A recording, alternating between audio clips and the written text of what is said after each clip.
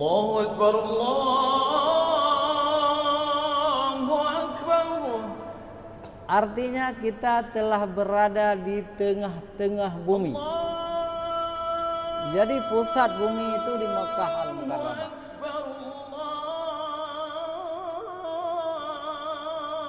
Bismillahirrahmanirrahim. Assalamualaikum warahmatullahi wabarakatuh.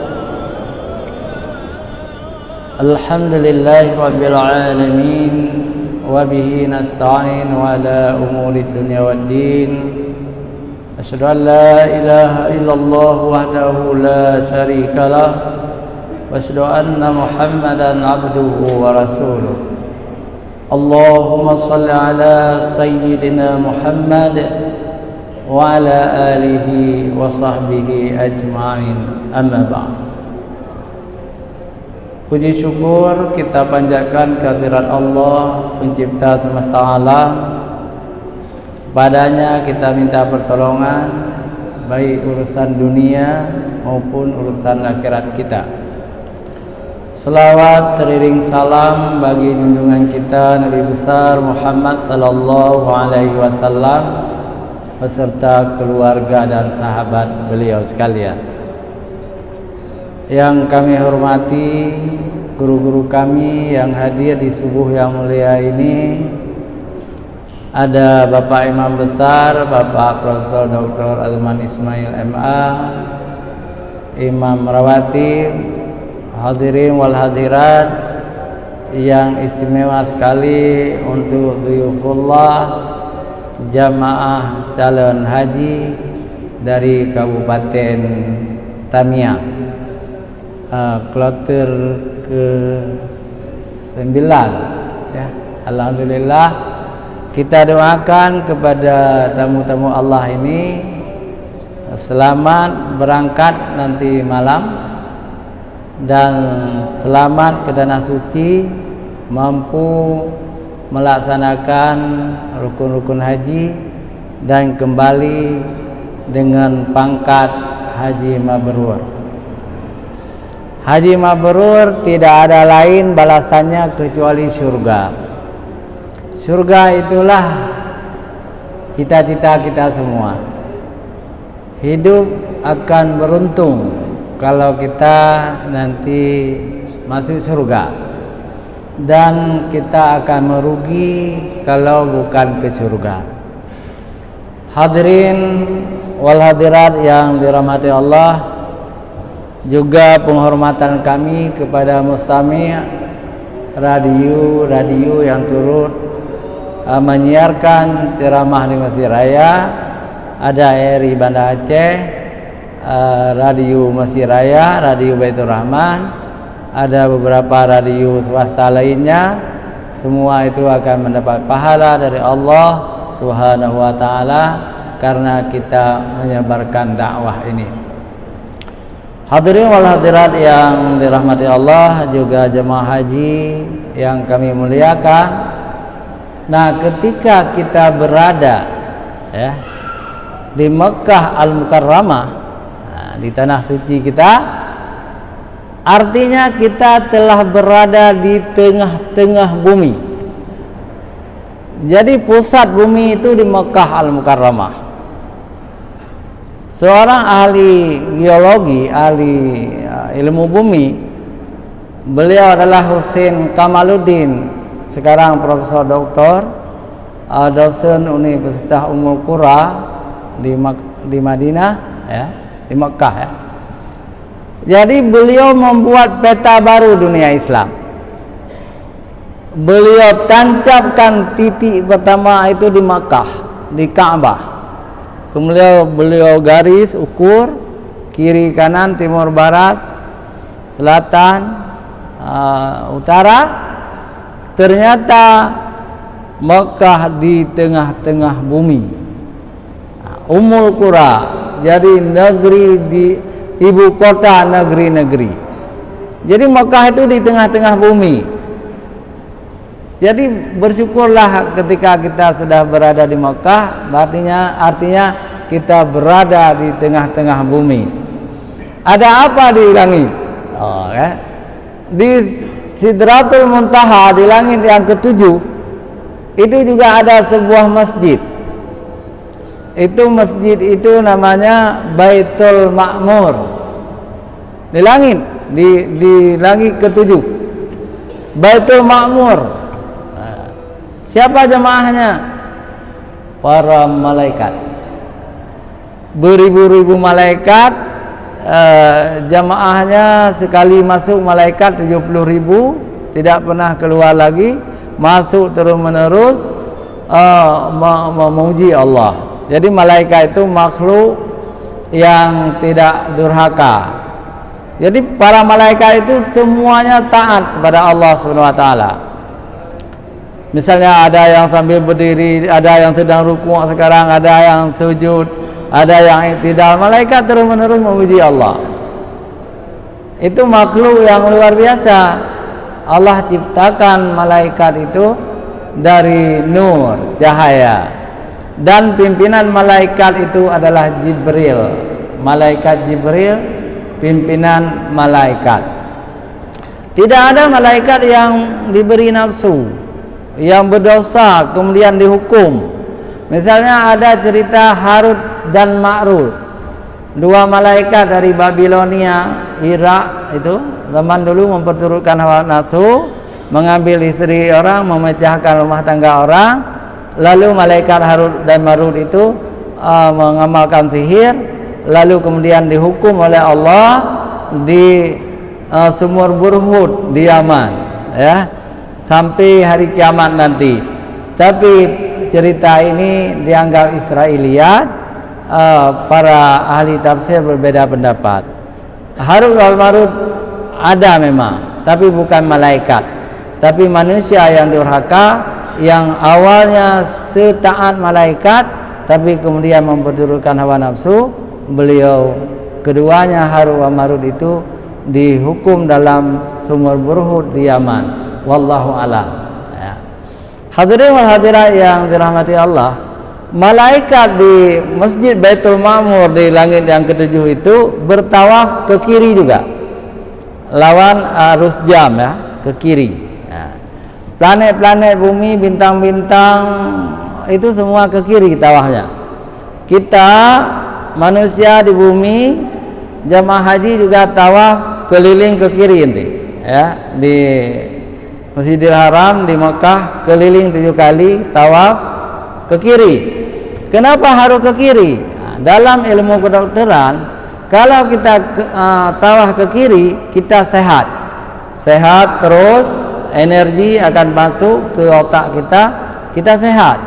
Tapi kalau kita tawaf ke kanan seperti jarum jam, itu kita akan pingsan, kita akan tidak stabil dan pingsan. Maka Allah sangat bijaksana. Allah menciptakan planet-planet, bintang-bintang, bulan, matahari, semua tawaf ke kiri. Para malaikat di Baitul Ma'mur di langit tawaf ke kiri, dan kita juga manusia tawaf ke kiri di Masjidil Haram. Ini luar biasa. Hadirin wal hadirat yang dirahmati Allah Subhanahu wa taala, ketika kita berada di rumah Allah di Baitullah, kita telah memasuki rumah yang pertama didirikan oleh Allah untuk manusia beribadah kepada Allah.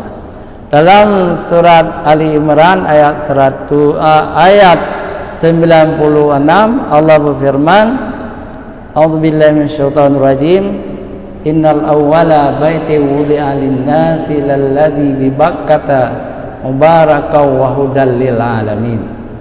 Sesungguhnya rumah yang pertama kali dibangun untuk manusia beribadah kepada Allah adalah Baitullah yang ada di Bakkah. Bakkah itu Mekah, dan menjadi tanda untuk seluruh alam. Kenapa disebut Bakkah? Bakkah itu ucapan lain dari Mekah juga, Jadi Mekah kalau kita kembali ke bahasa Arab itu tempat menangis, Kenapa menangis? banyak orang menangis di situ. Nabi Ibrahim sendiri menangis menetes air mata ketika meninggalkan putranya Ismail dan istrinya Siti Hajar. Siti Hajar juga menangis. Ismail yang kecil juga menangis ketika kehabisan air. Tapi kemudian Allah membantu lewat malaikat Jibril. Malaikat Jibril menghantam tanah dengan sayapnya, keluarlah sumur Zamzam. Itu sebuah sumur yang tidak pernah kering sepanjang masa, walaupun pernah dalam sejarah tertimbun, bukan berarti kering. Jadi tidak pernah kering. Sumur Zamzam itu sumur yang diberkati oleh Allah Subhanahu wa taala. Luar biasa memang. Sekarang kita gambarkan di mana posisi Mekah itu. Tadi saya katakan Mekah itu berada di tengah-tengah bumi. Nah, itu.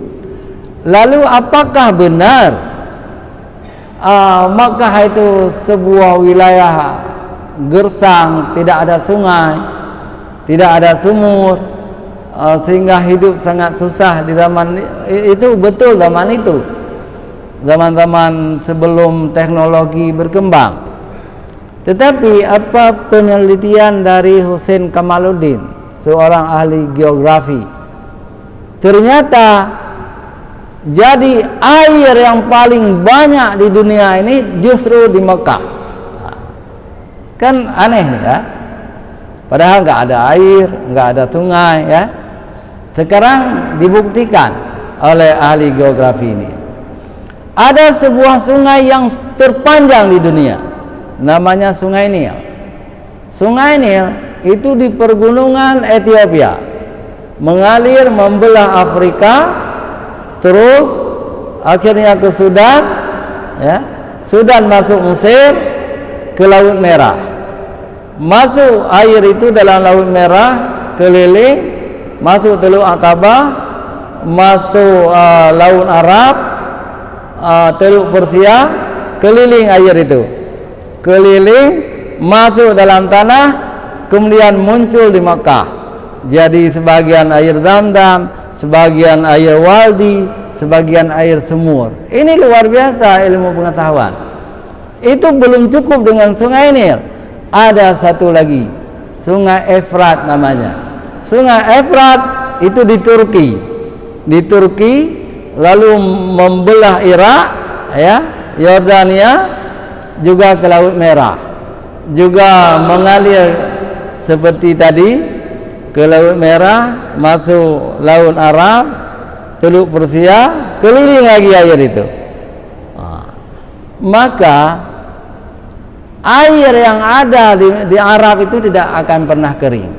Apalagi sekarang sudah ada teknologi yang bisa menawarkannya. Jadi asin, tapi teknologi Perancis, dibuang asinnya, tinggal tawarnya. Itu ilmu yang diberikan oleh Allah, sehingga jamaah haji itu tidak pernah kering airnya. Ini sekarang, teknologi sekarang. Tetapi sebelum teknologi ada, tahun-tahun awal-awal abad ini, kita Aceh punya jasa untuk jamaah haji Indonesia, Malaysia, Thailand, Singapura, Brunei. Di Sabang ada danau yang tidak pernah kering, namanya Danau Anek Laut. Di Sabang, kalau ke Sabang coba ke sana. Danau itu airnya tidak asin, airnya tawar.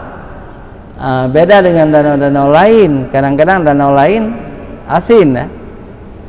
Tapi Danau Anek Laut itu tidak asin, ya. Di Danau Anek Laut tidak asin. Dulu pemerintah Arab Saudi membeli air itu dari pemerintah Aceh, kerajaan Aceh, diangkut dengan kapal ke Mekah untuk keperluan jamaah haji. Maka itu sejarahnya sangat luar biasa. Sangat luar biasa jasa Danau Anek Laut di Sabang untuk jamaah haji.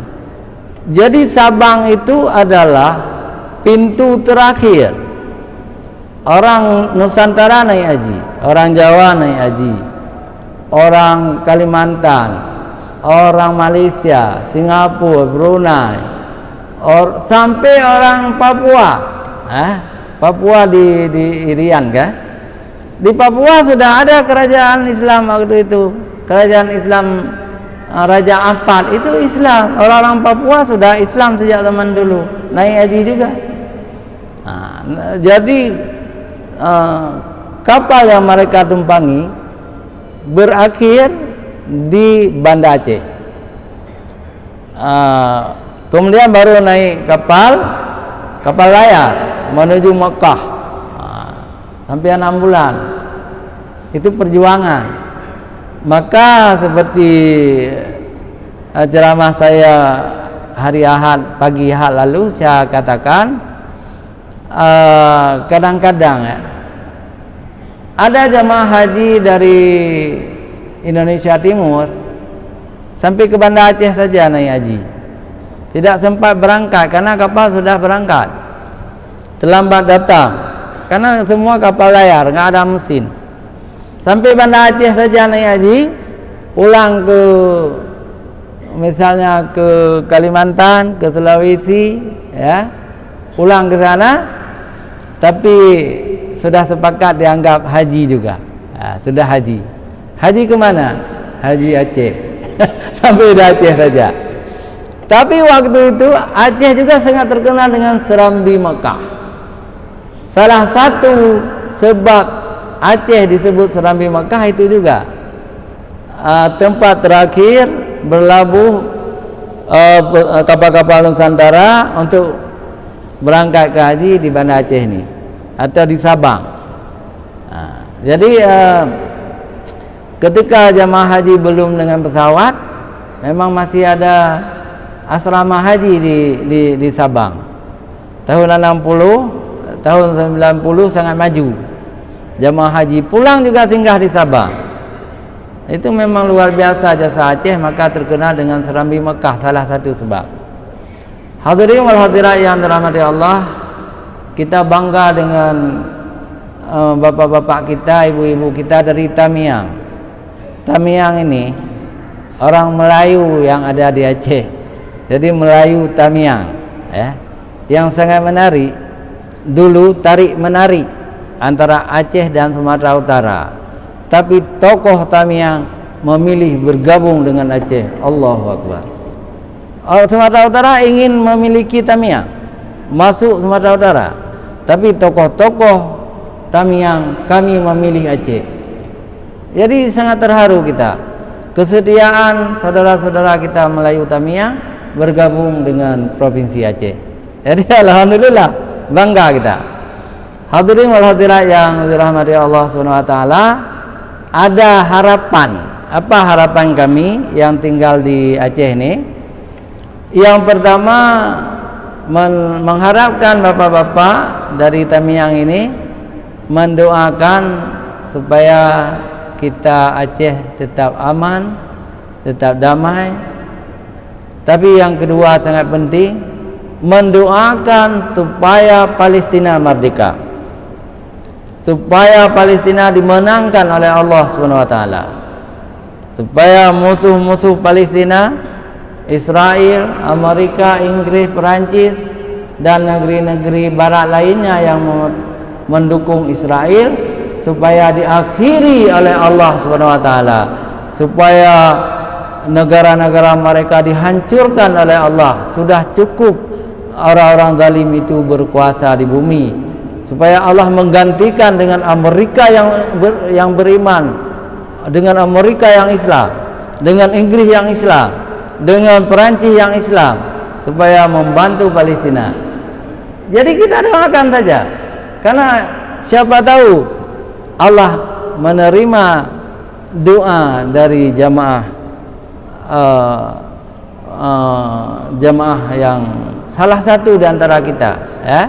Salah satu saja diterima dah cukup, akan terwujud. Kita harus yakin, ya. Kullu man 'alaiha fan. Tidak ada yang abadi, semua itu akan fana. Jadi Amerika itu akan fana, Inggris itu akan fana, Perancis akan fana, tidak ada yang abadi. Coba lihat dulu. Di zaman Rasulullah yang paling kuat adalah Persia dan Yunani. Enggak ada lagi sekarang. Hancur kekuatan mereka. Kemudian kuat Cina dulu. Hancur juga. Aceh pernah kuat dulu. Aceh pernah jaya di zaman sekarang muda. Tapi kan enggak ada lagi. Karena tidak ada yang abadi. Yang abadi hanya wajah Allah, kekuasaan Allah yang abadi. Maka tidak salah kita berdoa bersama-sama. Di Mesir Raya ini sudah 3 tahun ya.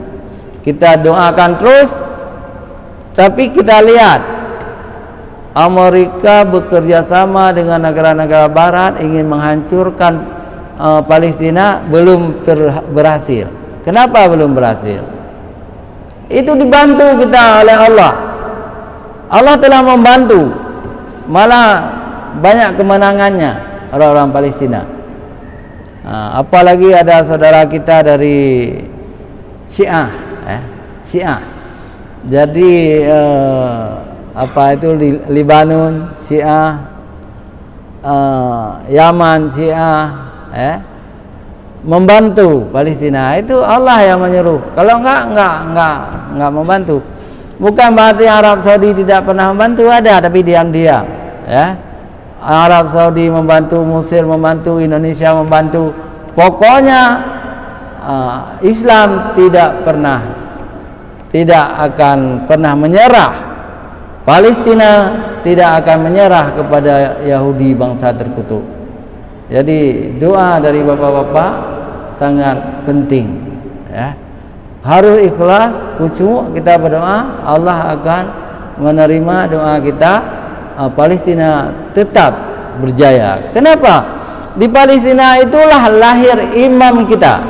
Kita orang Aceh nih, mazhab kita mazhab Syafi'i ya, ada juga mazhab yang lain, tapi mayoritas kita orang Aceh mazhab Syafi'i. Imam Syafi'i lahir di Gaza, bahasa Arabnya Gaza ya, Gaza diduniakan sekarang dengan istilah Gaza. Imam Syafi'i lahir di Gaza, Palestina, alimnya di Mekah dan Madinah, kemudian di Baghdad beliau berfatwa, kemudian ke Mesir, beliau meninggal di Mesir. Jadi beliau meninggal di Mesir, dan alhamdulillah saya sudah pernah berziarah ke makam Imam Syafi'i bersama Profesor Dr. Azman, Imam besar Mesir Raya kita. Jadi sekarang Masjid Imam Syafi'i di Kairo juga sebesar Mesir Raya Baitur Rahman. Di dalamnya di sudut kanan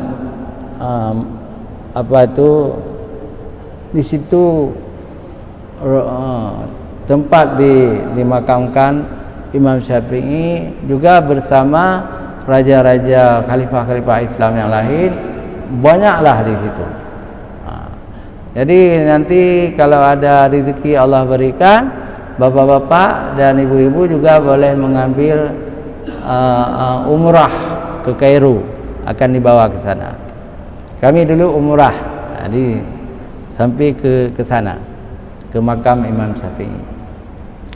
Hadirin wal hadirat, hanya sampai di sini kami mengucapkan selamat jalan bapak-bapak, saudara-saudara kami dari Tamiang. Mudah-mudahan semuanya menjadi haji mabrur. Oh, juga ada dari Langsa, Aceh Timur ya. Mungkin ada juga dari mana-mana. Pokoknya yang berangkat dari haji dari nanti malam, semuanya kita doakan semoga sampai ke tanah suci dan kembali dengan mabrur hajinya. Hadanallah wa iyyakum ajma'in. Wassalamualaikum warahmatullahi wabarakatuh.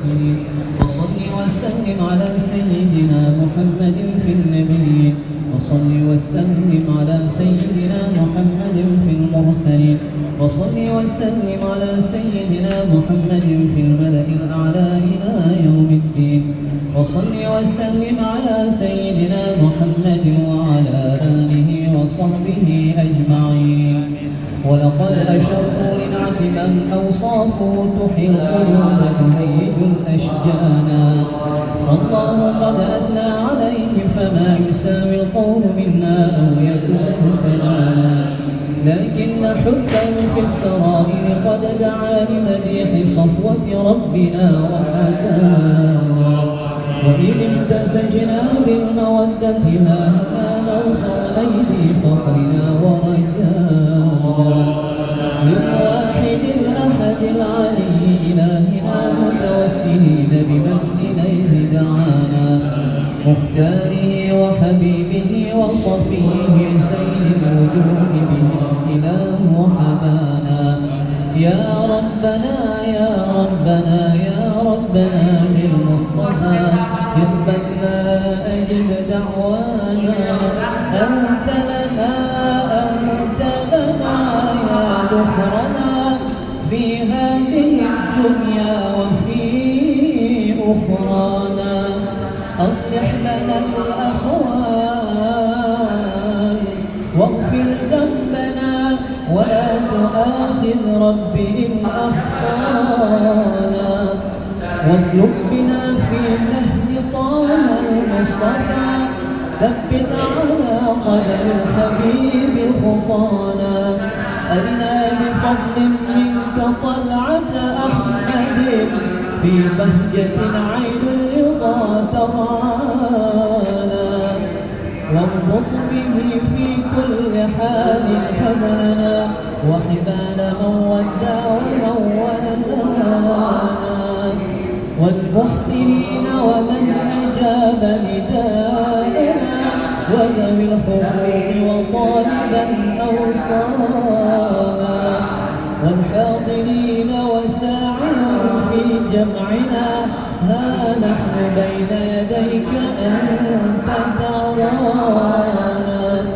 ولقد رجوناك فحقق سؤلنا واسمع بفضلك يا سميع دعانا وانصر بنا سنة طه في بقاع الأرض وقمع كل من عادانا وانظر إلينا واسقنا كأس الهنا واشف وعاف عاجلا مرضانا واقضي لنا الحاجات واحسن ختمنا عند الممات واصلح عقبانا يا ربي وجمعنا وأحبابا لنا في ذلك الفردوس يا رجوانا يا ربي وجمعنا وأحبابا لنا في ذلك الفردوس يا رجوانا يا ربي وجمعنا وأحبابا لنا في ذلك الفردوس يا رجوانا بالمصطفى صل عليه وآله ما حركت ريح الصبا أغصانا سبحان ربك رب العزة عما يصفون وسلام على المرسلين والحمد لله رب العالمين الفاتحة بسم الله الرحمن الرحيم الحمد لله رب العالمين الرحمن